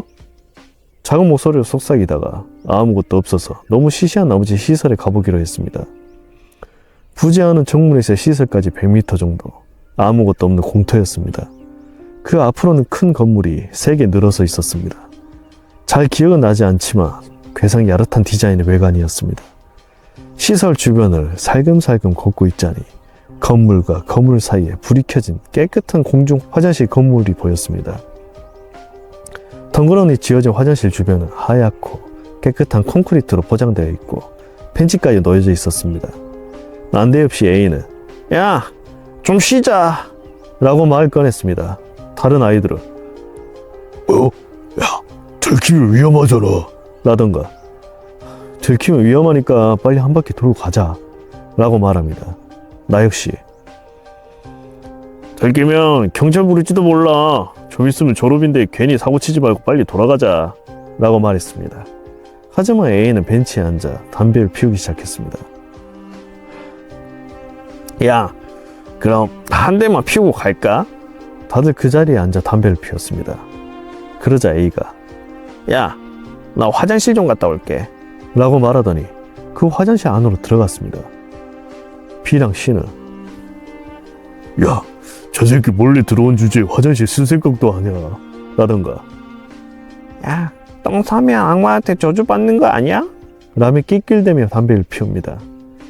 잠시 뒤 A가 화장실 안에서 야, 좀 와봐. 여기 재밌는 거 있어 라고 작은 목소리로 말을 했습니다. 몰래 안으로 들어가 보니 A는 이거 봐, 이게 뭐 같아 보이냐? 라며 화장실 계단실을 가리켰습니다. B가 야, 화장실이잖아 라고 대답하자 야, 문 열어봐 라고 말했습니다. B는 뭐야 라고 투덜대며 문을 열었습니다. 문을 열자 어째서인지 안에는 지하로 내려가는 계단이 있었습니다. 야, 이상하지? 이거? 다른 칸은 다 변기인데 여기만 계단이야 라고 말했습니다. 우리는 그제서야 이게 뭔가 이상하다는 걸 눈치챘습니다. 애시당초에 A의 언동이 계속 수상했습니다. 갑자기 담력 시험을 제안한 것도 그렇고 옆에 있는 문을 알고 있던가 화장실 문을 일부러 연 것까지. 나는 A에게 야, 너 설마 여기서 똥 싸려고 그랬냐? 라고 물었습니다. A는 아니 뭐 그런 거지 라며 대충 말을 돌린 후 밑에 내려가 보지 않을래? 라며 묻기 시작했습니다. 나는 당연히 거절했습니다. 야, 너 임마 이상한 소리 하지 마. 빨리 가자고. 여기서 꾸물거리면 무조건 들킨다. 그러자 A는 야, 나 무서워서 그러지. 잠깐 내려가 보는 것 뿐인데 뭐가 그리 무섭다고 그러냐? 라고 놀리듯 말했습니다. 하지만 내게는 그저 A가 날 도발하는 것으로밖에 들리지 않았습니다. 아래로 어떻게든 끌어들이려고요. B 역시 야, 나도 안 갈래. 돌아가자 라고 말했습니다. 하지만 다른 두 사람은 야, 왠지 재밌을 것 같은데 잠깐 내려갔다 올까? 라며 A에게 동조하기 시작했습니다. A는 야, 너희들은 그래도 용기 있네 라면서 계속 나와 B를 도발했지만 B는 야, 나 안 갈 거야. 너희는 마음대로 갔다 오든 말든 해라 라고 내뱉듯 말했습니다. A는 그럼 우선 셋이서 내려가 볼게. 너희는 여기서 기다려 라고 말했습니다. 그리고 세 사람은 계단 밑으로 내려갔습니다. 나와 B는 화장실 안에서 기다렸습니다. 화장실 주변은 거물로 둘러싸여 있고 건물에는 창문도 잔뜩 있었기에 밖에 나갔다가는 들킬지 모른다는 생각에서였습니다. 비는 야, 오늘 애기 좀 이상하지 않냐? 라고 물었습니다. 나는 그러게 오늘 좀 이상해. 왠지 일부러 우리를 여기에 데려온 것 같은 느낌이 들어 라고 대답했습니다. 비 역시 같은 생각인 듯 했습니다. 그 후 나는 비와 함께 이제 어떻게 해야 할지, 만약에 들키면 어떨지 등에 관해 이야기를 나눴습니다. 5분가량 지날 무렵 야, 얘네 너무 늦은 거 아니야? 라며 슬슬 나도 비도 화가 나기 시작했습니다. 비는 야, 우리끼리 돌아갈래? 라고 말을 꺼냈지만 2개 있던 랜턴을 다 계단 밑으로 간 녀석들이 가져가 버린 터였습니다. 이 어둠 속에서 그 작은 문을 찾는가 너무 힘들 것 같다는 생각에 우리는 마지못해 계속 기다리기로 했습니다. 그러자 멀리서 발소리가 들려오기 시작했습니다. 저벅저벅하고 여러 사람의 발소리가 멀리서 들려왔습니다. 나도 비도 갑작스러운 사태에 잔뜩 긴장했습니다. 우리는 작은 소리로 야, 큰일 났다. 사람이 왔어. 위험한데? 라고 속삭였습니다. 한순간에 주변에 팽팽한 긴장감을 가득 찼습니다. 발소리는 멀리서 들렸기에 어느 방향에서 들리는 것인지 알 수 없었고 지금 밖으로 뛰쳐나가며 주변 구조도 모르는 우리는 길을 잃을 위험이 컸습니다. 비는 야, 큰일이다. 이리 오고 있어. 어쩌지? 라며 상당히 당황하고 있었습니다. 나 역시 속으로는 심장이 터질 것만 같았지만 야, 이리로 오는 게 아닐 수도 있을 거야. 오면 안으로 숨자 라고 말했습니다. 하지만 발소리는 확실히 우리가 있는 화장실 쪽으로 다가오고 있었습니다. 그 순간 비가 갑자기 계단이 아닌 다른 칸 문을 밀었습니다.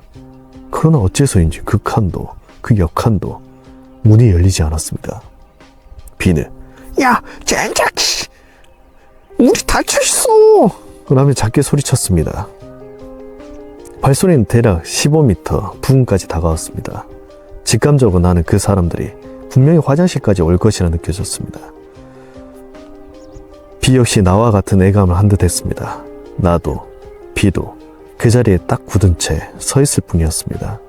비는 야, 어쩔 수 없네. 야, 내려가자 라고 말했습니다. 나는 야, 진심이냐? 라고 반문했습니다. 저 정체의 물을 계단으로 내려가는 것만은 너무나도 싫었습니다. 하지만 화장실 안에 숨는 곳도 없고 뛰쳐나간다 하더라도 어둠 속에서는 그 길을 잃은 채 그대로 잡힐 것만 같았습니다. 심야의 종교시설에 숨어 들어왔다는 특수한 상황 때문에 판단력이 떨어져 있었던 것일지도 모릅니다만 발소리가 화장실 근처에 다가오자 나와 비는 발소리를 죽이고 계단을 내려가기 시작했습니다. 콘크리트로 된 계단은 의외로 짧아서 10단 정도 내려가자 바닥이 나왔습니다. 칠흑 같은 어둠에 아무것도 보이지 않았지만 나보다 앞에서 걷던 비가 앞을 더듬더니 문을 찾아 열었습니다. 그 안에는 방이 있었습니다. 천장에는 오렌지색 꼬마 종구가 몇 개 달려 있어서 방 전체가 옅은 오렌지빛에 잠겨 있었습니다. 나와 비는 방 안에 들어가 문을 조용히 닫았습니다. 방 안을 둘러보니 다다미 15장 정도의 크기에 아무것도 없는 콘크리트 방이었습니다. 다음 방 가운데에 커다란 원형의 물체가 매달려 있었습니다. 설명하기는 힘들지만 거대한 철제 훌라후프 같은 게 세로로 매달려 있는 듯한 모양새였습니다. 그 훌라후프는 무척 거대해서 방 양쪽 벽에 닿을 정도였습니다. 하지만 우리는 그런 걸 신경 쓸 겨를이 없었습니다. 야, A랑 다른 애들은 어디 갔지? 여기 없잖아 하고 내가 작은 목소리로 묻자 비는 모르겠어 하고 굳은 표정으로 대답했습니다. 우리를 쫓던 발소리는 예상대로 화장실에 들어온 듯 했습니다. 위쪽에서 발소리가 콘크리트를 타고 들려옵니다. 3에서 4명 정도 되는 것 같았습니다. 우리는 계속 움직이지 않고 문 앞에 가만히 서 있을 뿐이었습니다. 곧이어 뭐라 말하는 것인지 알 수 없는 말소리가 들려왔습니다. 무언가를 논의하는 것 같기도 하고 저마다 무슨 말을 중얼대는 것처럼 들렸습니다. 피는 아래로 고개를 떨군 채 눈을 감고 있었습니다. 얼마나 시간이 흘렀을까요? 나는 뭔가 즐거운 생각을 하려고 당시 유행하던 코미디 프로그램의 내용을 필사적으로 떠올리고 있었습니다. 그러는 사이 화장실에서 들리는 중얼중얼대는 목소리는 서너 명에서 10명가량으로 늘어나 있었습니다. 저 위에 있는 사람들은 우리가 여기 숨어 있는 걸 알아차린 게 틀림없다는 생각이 들었습니다. 무서워서 다리가 벌벌 떨려왔습니다. 중얼중얼하고 들려오는 기분 나쁜 말소리에 정신을 잃을 것만 같았습니다. 그러다 갑자기 목소리가 뚝 끊치더니 끼익 하고 문이 2개 연속해서 열리는 소리가 들려왔습니다. 곧이어 다시금 끼익 하는 소리가 들려옵니다. 그 소리가 화장실 칸을 열어보라는 소리라는 걸 알아차리자 온몸에 소름이 끼쳤습니다. 애초에 다른 칸들에는 처음부터 사람들이 들어있던 건 아닐까? 비도 그 가능성을 알아차렸는지 모르겠지만 아까는 분명 문이 잠겨 있었습니다. 그러니 밖에서 연 게 아니라 안에서 누군가 나온 것이라고 밖에는 생각할 수 없었습니다. 곧이어 계단을 내려오는 발소리가 들려오기 시작했습니다. 공포와 인내심의 한계였습니다. 계단을 내려오는 데는 15초도 걸리지 않았습니다. 나는 피에 팔을 꽉 잡았습니다. 발소리가 계단을 중간쯤 내려왔을 무렵 비가 하고 비명을 내지르며 내 손을 뿌리치고 방 안쪽으로 달리기 시작했습니다. 그 순간이었습니다. 비가 그 둥근 고리 안을 향해 점프하는 순간 비의 모습이 사라진 것이었습니다. 나는 망연자실할 수밖에 없었습니다. 눈앞에서 비가 사라지는 것을 보며 나는 공포 때문에 뭘 어떻게 해야 할지 아무 생각도 할 수 없었습니다. 문과 훌라후프 사이에서 나는 멍하니 서 있었습니다. 차라리 밖에 있는 사람들에게 사과해야겠다는 생각이 머리를 가득 메웠습니다. 죄송합니다. 함부로 들어와서 정말 죄송합니다. 그렇게 말해야겠다는 생각뿐이었습니다. 곧이어 뒤에서 문이 천천히 열렸습니다. 열린 문틈에서 일부러 그러는데 얼굴만이 슬쩍 나타납니다. 왕관 같은 걸 쓰고 있는 노인이 얼굴만 내민 채 나를 보고 있습니다. 만면에 웃음을 띄운 채로 할아버지인지 할머니인지는 알 수 없지만 긴 백발에 왕관을 눌러쓴 주름투성이의 노인이 얼굴 가득 미소를 지은 채 나를 보고 있었습니다. 그 얼굴은 지금까지 본 적 없는 아기의 가득 찬 미소였습니다. 한눈에 나는 이건 제대로 된 인간이 아니구나 라는 생각이 들었습니다. 결코 내가 사과를 해도 그걸 받아들이지 않을 것 같았습니다. 노인의 그 소름 끼친 얼굴 더는 보고 싶지 않다는 생각으로 나는 흐 하고 꼴사나운 비명을 지르며 비처럼 홀라후프 안으로 뛰어들었습니다.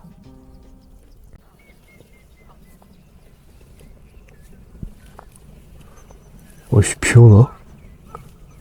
비 올 것 같아요? 비 오는데?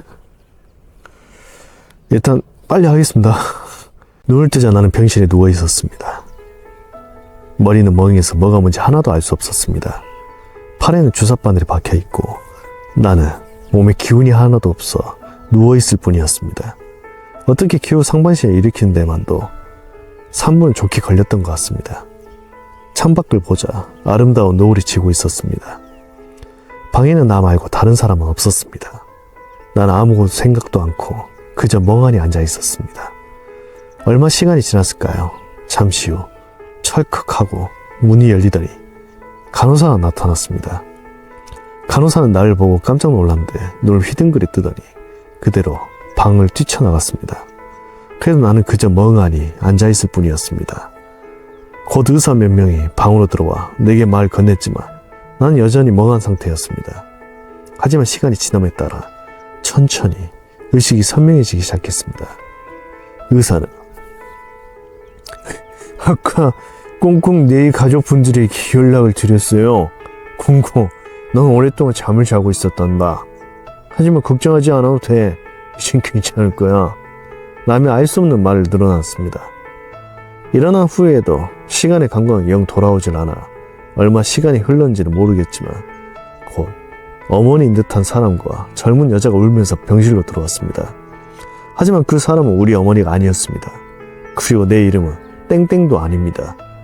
어머니를 자처하는 여자는 다행이다, 다행이야 라며 울면서 기뻐하고 있었습니다.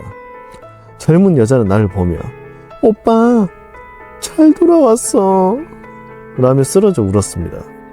하지만 내게는 여동생은 없습니다. 3살 많은 대학생 형은 있지만 여동생 같은 건 없었습니다. 저는 누구세요?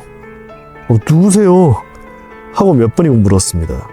의사는 후유증인 것 같습니다만 시간이 지나면 괜찮아질 겁니다 라는 소리를 어머니인 듯한 여자와 여동생인 듯한 여자에게 격려하듯 말했습니다. 어머니인 듯한 사람은 내게 오늘은 엄마가 계속 같이 있을게 라고 말했습니다. 나는 그대로 이런저런 검사를 받았습니다. 그 사이 의사에게 나는 땡땡이라는 사람도 아니고 저분은 우리 어머니가 아니에요. 나는 여동생도 없다고요 라고 말했습니다. 하지만 의사는 기억에 좀 이상이 라며 고개를 갸웃거릴 뿐이었습니다. 탱탱아, 너는 2년 가까이 혼수 상태에 빠져 있었어. 그냥 아직 기억이 완전하지 않을 거라고 생각한다. 하지만 내게는 어떤 감정도 느껴지지 않았습니다. 현실에서 일어나고 있는 일을 이해할 수조차 없어 충격마저 느껴지지 않았던 겁니다. 의사는 그럴듯한 말을 하면서 날 필사적으로 격려하려 했습니다. 어머니인 듯한 사람은 내가 기억상실증에 걸렸다며 충격에 오열하고 있었습니다. 나는 화장실에 갈래요 라고 말하고 화장실로 향했습니다. 일어나자 다리가 비정상적으로 무겁게 느껴져 도저히 걸을 수가 없었습니다. 결국 의사와 간호사, 여동생 같은 사람의 도움을 받아 겨우 화장실로 들어갈 수 있었습니다. 화장실에서 나는 바로 아까 전과 같이 느껴지는 그날밤 일을 떠올렸습니다. 기묘하게도 정신을 차리고 몇 시간 동안 한 번도 그 일에 관해서는 생각을 하지 않았던 터였습니다. 화장실 자체가 두렵기도 했지만 부축해준 의사와 여동생 때문에 안으로 들어갔습니다. 영변을 본 후 손을 씻으려던 나는 거울을 보며 비명을 질렀습니다. 거기에 비친 얼굴은 내가 아니었던 것입니다. 완전히 딴 사람의 얼굴이었습니다. 기억은 나지 않지만 그때 나는 심각한 혼란 증세를 보였다고 합니다.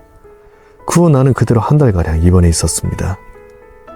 부모라고 말하는 이들과 여동생이라는 여자, 병문안을 온 친구라는 이들에게는 나는 땡땡이 아니고 당신들 모릅니다 라고 계속 말했습니다. A와 B에 관해 그리고 내가 기억하고 있는 과거에 관해 계속 이야기를 했지만 모두가 기억장애라고 받아들일 뿐이었습니다.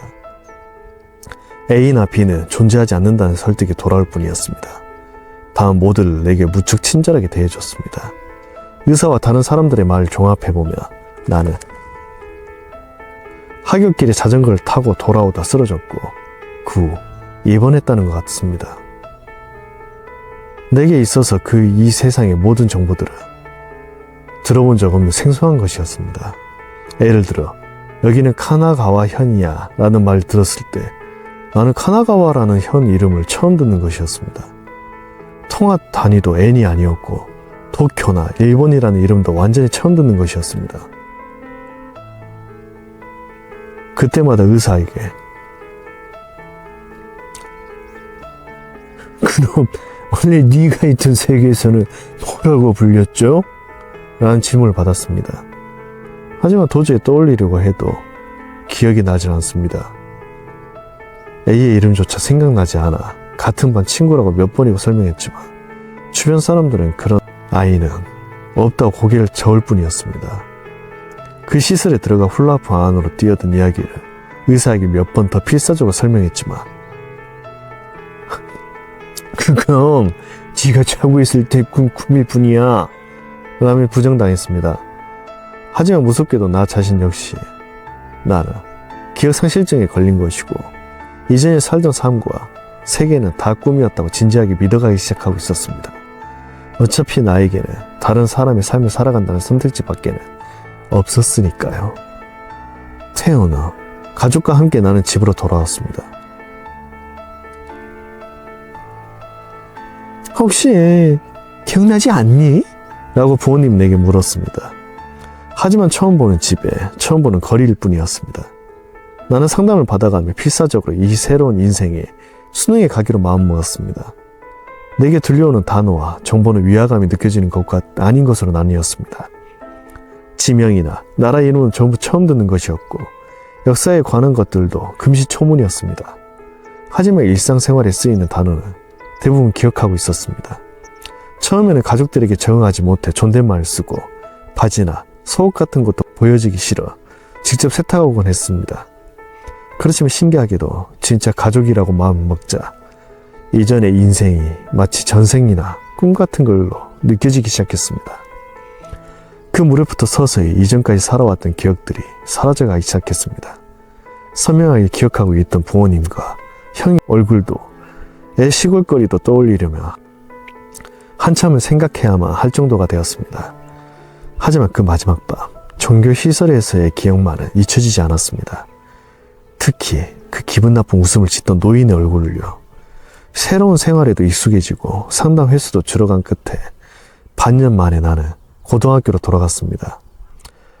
20살에 고등학교 3학년이라는 애매모호한 위치였지만 새로 만난 친구들과 지내며 꽤 즐거운 시간을 보냈습니다.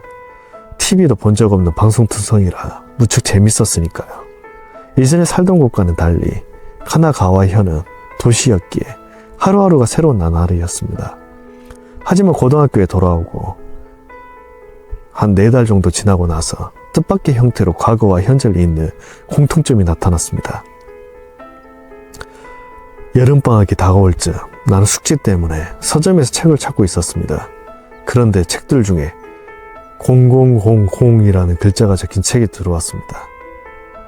종교 관련 책이었습니다. 그리고 그 0000이라는 이름은 내가 마지막 밤 들어갔던 그 시설을 지은 신흥 종교의 이름과 똑같았습니다. 나는 경악했습니다.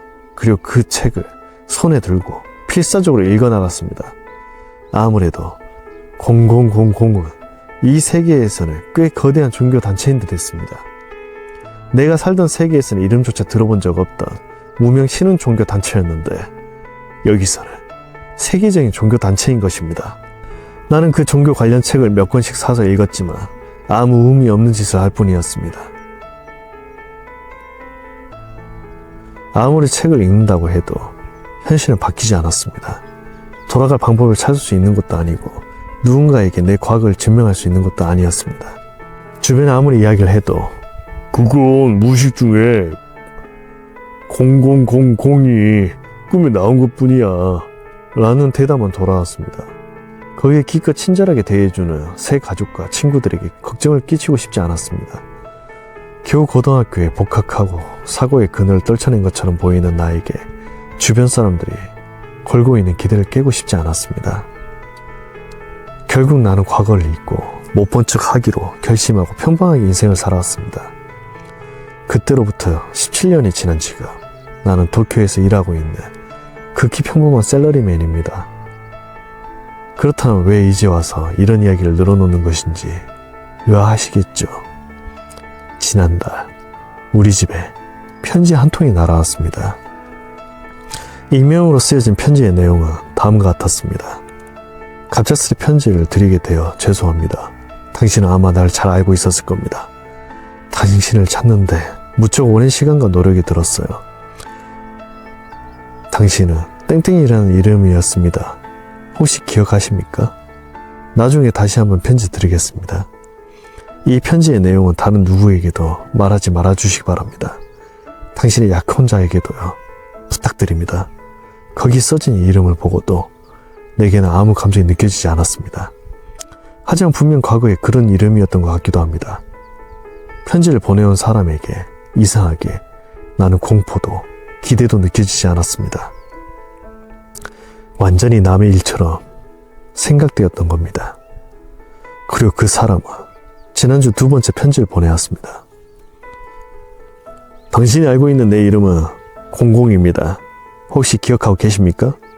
아무래도 여기에는 나와 당신만이 있는 듯합니다. 이번 달 25일 저녁 7시에 땡땡역 앞 공공으로 와주셨으면 합니다. 당신에게 급히 전할 것이 있습니다. 꼭 혼자 와주시길. 내겐 땡땡이라는 이름을 봐도 그것이 누구인지 전혀 기억나지 않았습니다. 하지만 나는 그를 만나러 갈 생각입니다. 어쩐지 만나야만 할 것 같습니다. 누가 거기에 서 있든 알아보지 못하겠지만 그날 밤에 일을 말하다 보면 누구인지 알 수 있겠죠. 기왕이면 비었으면 좋겠습니다. 그와 만난 뒤 무슨 일이 일어날지 모르니 이렇게라도 모든 사실을 적어 남겨두려 합니다.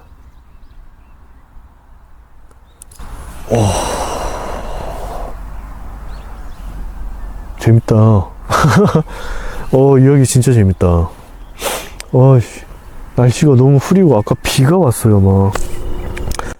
이번 이야기 공포라디오 아웃도어 특집 실화 리메이크 2종 카페에 올라온 장례식장에서 있었던 이야기. 장례식장에서 있었던 제 이야기를 들려드릴게요. 저는 경주에 살고 있어요. 지방 4년제를 졸업하고 병원에서 일하다가 그 병원 장례식장 소장의 꼬임에 넘어가 전문대 장례 복지과에 다니게 됐어요. 그리고 병원을 그만두고 장례식장에서 일하기 시작했죠. 제가 일하는 장례식장 사무실은 요양병원 지하에 있었어요. 대개 병원 장례식장이 다 그렇듯이요. 그런데 사장이 정말 후레자식이라 사무실에 CCTV를 얼마나 설치했는지. 보통 장례식장 직원들은 상가가 없으면 밤에 불 끄고 자는데요. 사장이 술집 같은 유흥업소를 같이 운영해서 새벽에 자주 왔다 갔어요. 어떤 날은 아침이 다 돼서 오기도 했고요. 그래서 못 자게 하려고 차단을 하게 했어요. 2인 1조로 24시간 맞교대 근무였는데 사무실 전면이 유리였어요. 밖에서 다 보일 수 있게 만들어서 고인을 모시는 영안실, 빈소, 접객실까지 한눈에 들어왔죠. 사무실 좌측 정면에는 병원으로 올라가는 엘리베이터가 있었어요. 그런데 이 엘리베이터가 상가가 있을 때나 없을 때나 새벽 2시 반쯤 되면 혼자 왔다 갔다 했어요. 처음에는 누가 장난치는 줄 알았죠. 그런데 같이 일하던 직원 중에 장례식장에서 오래 일한 39살 총각이 있었어요. 그는 14살부터 장의사 일을 했다고 했죠. 그 직원이 그러더군요. 저 엘리베이터에서 할아버지랑 애들 내려서 빈소랑 저켓이 쭉 돌아다닌 거 아나? 저는 뻥치지 말라고 했죠. 그런데 어느 날 깜깜한 복도에서 슬리퍼 소리가 들리는 거예요. 착착거리는 소리가 들렸죠. 놀라서 쳐다봤더니 그 직원이 야, 니도 들었나? 하더군요. 그래서 후레쉬를 들고 나가봤더니 아무도 없었어요. 그런데 바닥에는 물에 젖은 신발 자국이 찍혀 있었어요. 엘리베이터에서 시작돼 안치실 쪽으로 이어져 있었죠. 다음날 사장님께 보고하고 CCTV를 돌려봤는데 그 시간대에 아무것도 찍히지 않았더라고요. 이 일을 계속 이어지면서도 저는 몇 달을 더 근무했어요. 그러다 어느 날 결정적인 사건이 벌어졌죠. 그날 춘천에서 온 한 남자분이 돌아가셨다며 장례식장으로 오셨어요. 가족들이 직접 모셔왔고 사인은 실족사였다고 했어요. 그런데 이상한 점이 많았어요. 보통 넘어지면 앞이나 옆으로 넘어지는데 이분은 머리, 앞과 뒤가 다 깨져 있었어요. 코도 부러지고 이도 다 깨져 있었고요. 게다가 고인의 옷은 남루했고 냄새도 심했어요. 노숙 생활을 하셨던 것 같았죠. 그런데 가족들은 평범해 보였어요. 가난해 보이지도 않았고요. 그런데 가족들이 고인의 이름을 부르며 굉장히 울부짖더군요. 그런데 그 울음소리가 진짜인지 의심스러웠어요. 고인을 잠시 수습하며 지저분한 부분을 닦아내고 옷을 벗겨 하대를 채우고 턱바지를 채운 뒤 어깨, 손목, 허리, 허벅지, 발목을 묶어서 고인을 안치시켜놓고 유족들이 있는 빈소로 갔죠. 유족들은 울음소리를 멈추고 보험 증서 같은 것들을 챙기더군요. 뭔가 이상하다고 생각했지만 제 일은 아니었고 사망 진단서도 있었기에 그냥 일을 진행했어요. 그런데 다음날 아침 입관 준비를 위해 안치실로 갔을 때 이상한 일이 벌어졌어요. 입관 물품을 만들고 있는데 시신 냉장고에서 하는 신음소리가 들렸어요. 처음엔 냉장고 소리인 줄 알고 무시했는데 또 하고 들리더군요.